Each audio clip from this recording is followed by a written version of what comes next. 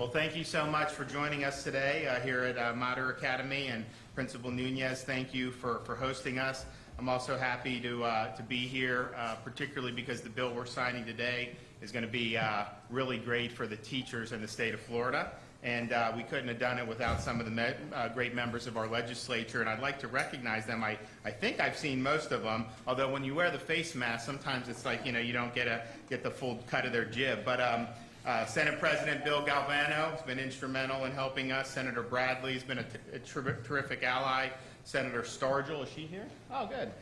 She's been great on education. Senator Flores, thank you for all your support. And then we have Representatives Danny Perez, Ana Maria Rodriguez, Bush, Representative Bush here, Vance Al Lupus, Representative Omfroy, where are you here? Oh, hey, how are you? Good to see you.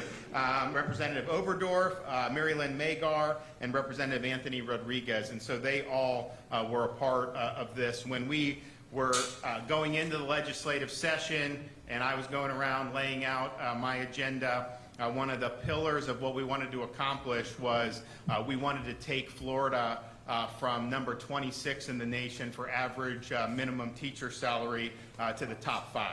And to do that, that obviously required policy. It also required a lot of financial commitment. It was not something that a lot of people thought necessarily could get done. Even some of the people up here, may have had a little bit of misgivings about it at times, just because when you're dealing, there's only a limited amount of dollars and you got to make tough decisions a lot of times. But we really thought it was important to do that. And what ended up evolving, the proposal I put out, and Commissioner Corcoran was an instrumental part of that, was great, but I think the legislature actually made it better. So what we have today, what we'll be signing, is a bill that will provide $500 million directly to teachers, all public school teachers, school district or charter, and it will take Florida from number 26 in the nation to number 5 in the nation for average minimum salary.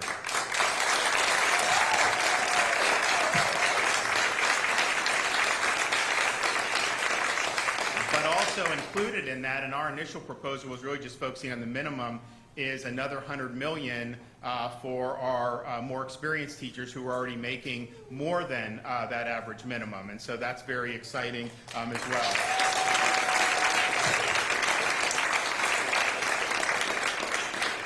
Now, it was one thing to get that through the legislature. It was another thing to get them to put the money in the budget and lay that on the table. But they laid the budget on the table, I think, the second week of March, and we had a little bit of changes in everything happening in our world since then.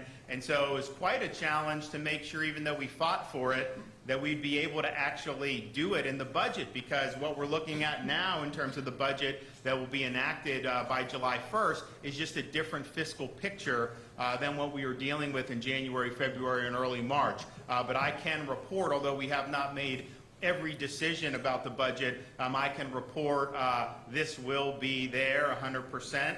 We're going to have to make tough choices, but this is important.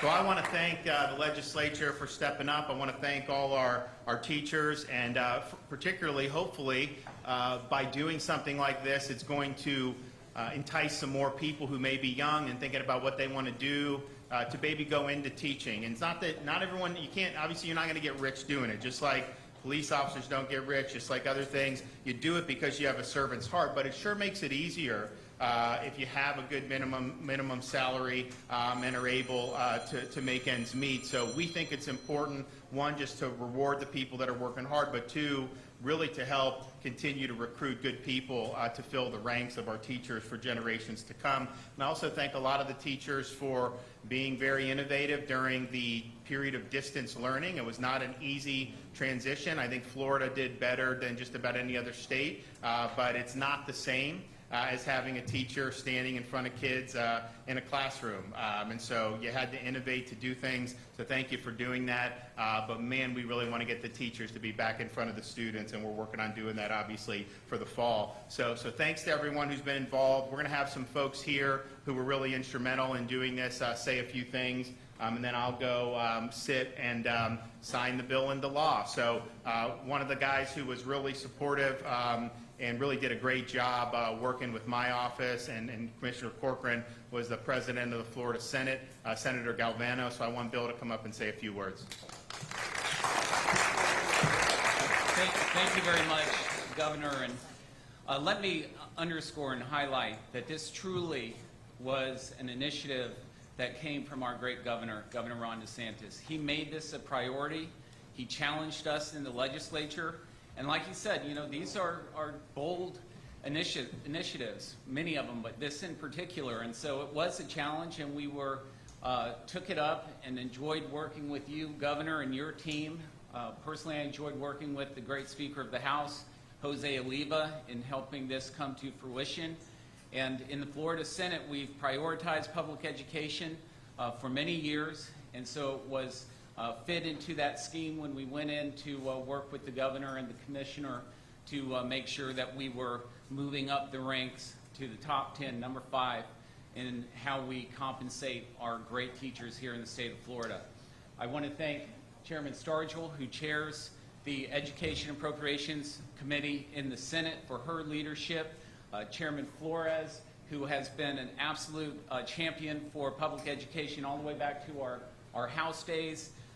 Chairman Diaz, Manny Diaz, he could not be here today. I guess we're in his district, actually, but he did want to send his warm regards to all of you and his excitement for this initiative coming into being. And then I'm going to introduce our Appropriations Chair, because the governor can have an initiative, he can talk to me and the speaker about it, but then it becomes Chairman Bradley's headache. And he met the challenge and did a phenomenal job. Chairman Rob Bradley.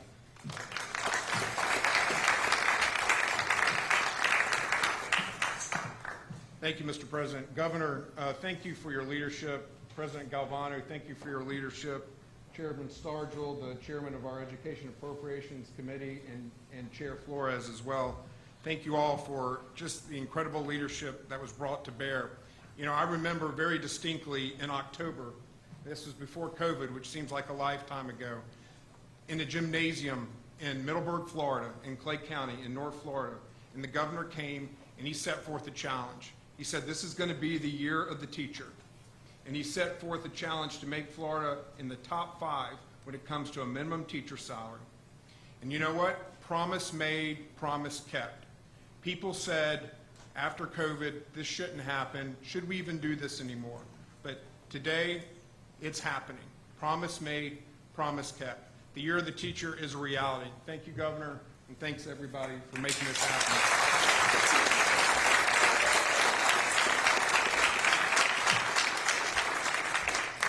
Now I'm going to introduce Commissioner Richard Corcoran, our fine Commissioner of Education. Thank you. I just want to echo what's already been said. First, thanks to the legislature. As the governor said, they were fantastic. Also, thanks to Fern, Julio, all of Academica and Matter for hosting us, and the great job you do educating children. Also want to let you know, Governor, that I had the opportunity to talk to Superintendent Carvalho. He wasn't able to make it up. He's doing a food drive down in South Miami. But he wanted to say, please tell him how greatly appreciative I am for the great work that you've done with this legislation and the impact it's going to have on students across the state. So just want you to know that. But hey, what we say all the time, we're the education state and we have the education governor. And you saw that with this piece of legislation. Not only does it move us to the top 5, it is the single largest teacher compensation package in the history of the state of Florida.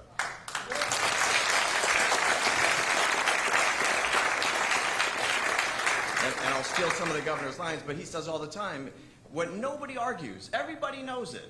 The most important thing to the outcome of a student is the quality, great educator that stands before those children. That's what drives outcomes more than anything else. And all of us, I could say, anyone here on this whole stage, you say, hey, name me a teacher that absolutely impacted you, transformed your life, and put you on a path of success or gave you ideas for a vocation.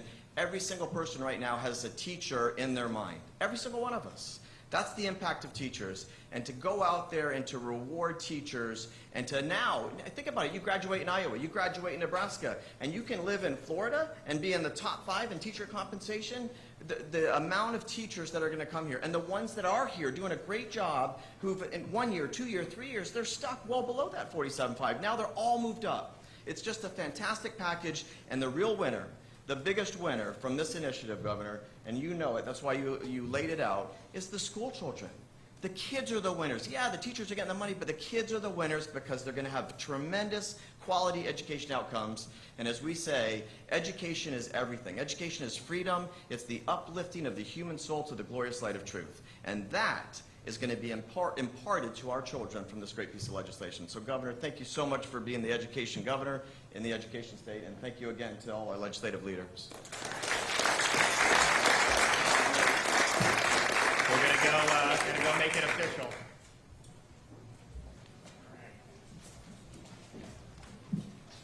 Today's date. 24.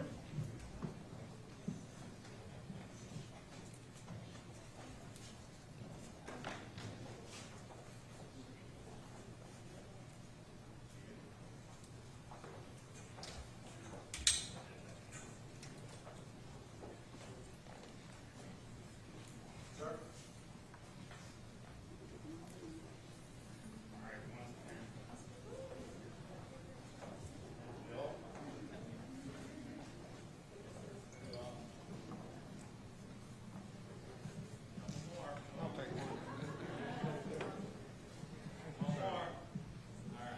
How was that? My interception.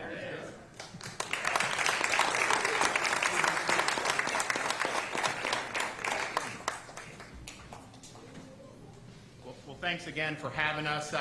Also wanted to just provide an update and some reminders in terms of the fight against COVID-19. One of the things that we're reminding people of, and you're going to start seeing more of this in a public service announcement, is, and look, I understand people, people want to be out, they want to be social. We've obviously seen more of that as we've gone on, but there's certain little things that you can do, in addition to wearing the mask, practicing hygiene, social distancing. There's certain areas where this is just more transmissible. So, we're reminding people to avoid closed spaces with poor ventilation.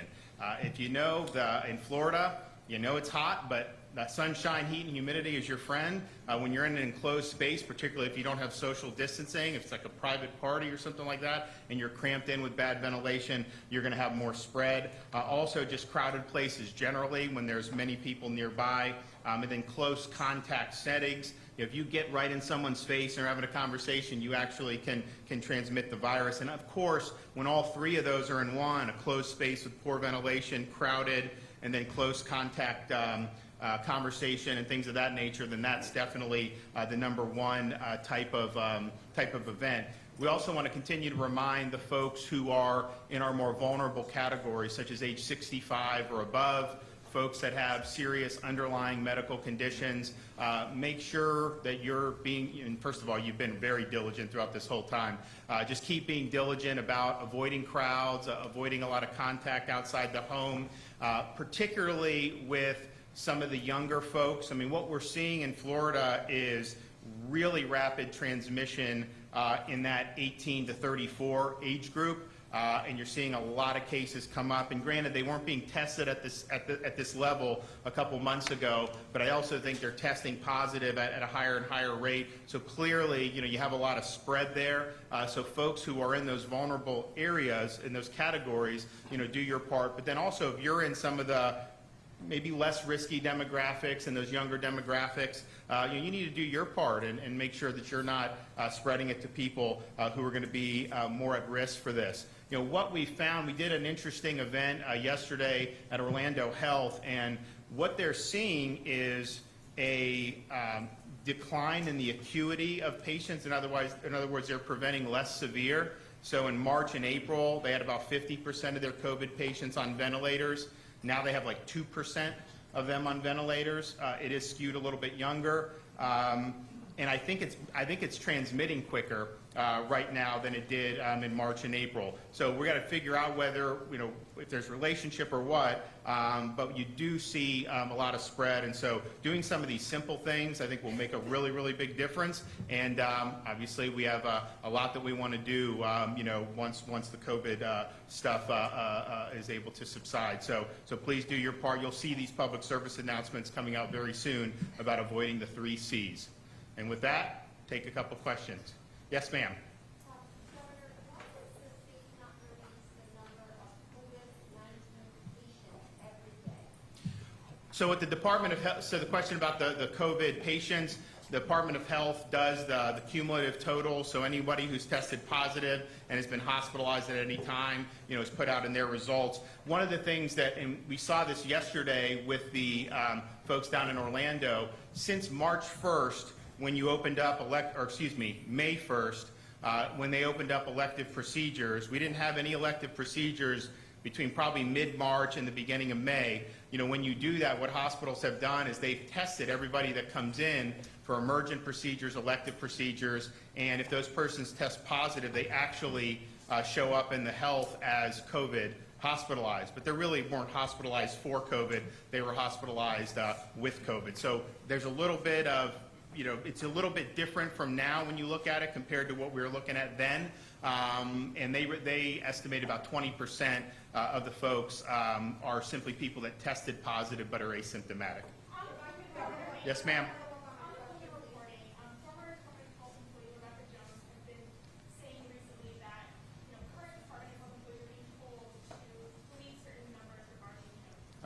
No, I mean, absolutely not. I mean, come on. You guys have been on the conspiracy bandwagon for months. You have no evidence for it. You need to move on. I mean, you really do. It's embarrassing at this point. Yes, sir. That's not a conspiracy question, but you have a data-driven approach you said to coronavirus. Studies, there's one that was published in Health Affairs last week that said if you wear a mask, if you mandate masks at the state level, it's correlated with lower infection rates.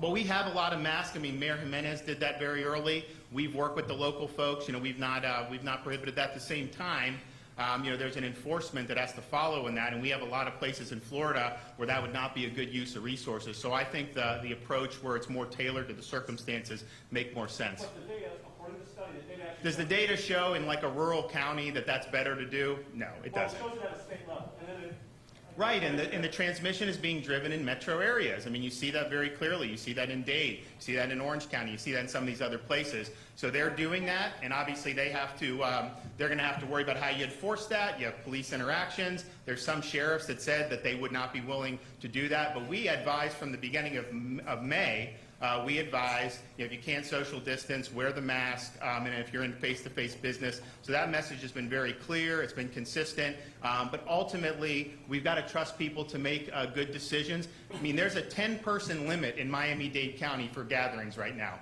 It's been that way the whole time. They're in phase 1. Have you seen any gatherings in the last 3 weeks that have been more than 10 people? Oh, okay, yeah. So, I mean, let's just be real. I mean, you have what you can put out, but then you also have a divergence between what the requirements are and what the compliance is. And I think what we've seen is, if you follow the guidelines, if you follow those phase 1 guidelines here, if you follow the phase 2 guidelines in other parts of the state, everything works out fine. We haven't had any problems at a business with individuals, when they followed the guidelines. I think you've seen, that's just been wearing, and people naturally want to do things. And I'm not even, if I was 25, I'd be probably with them. I mean, that's just realistic. I can sit here and try to act like I wouldn't, but I remember what it was like then.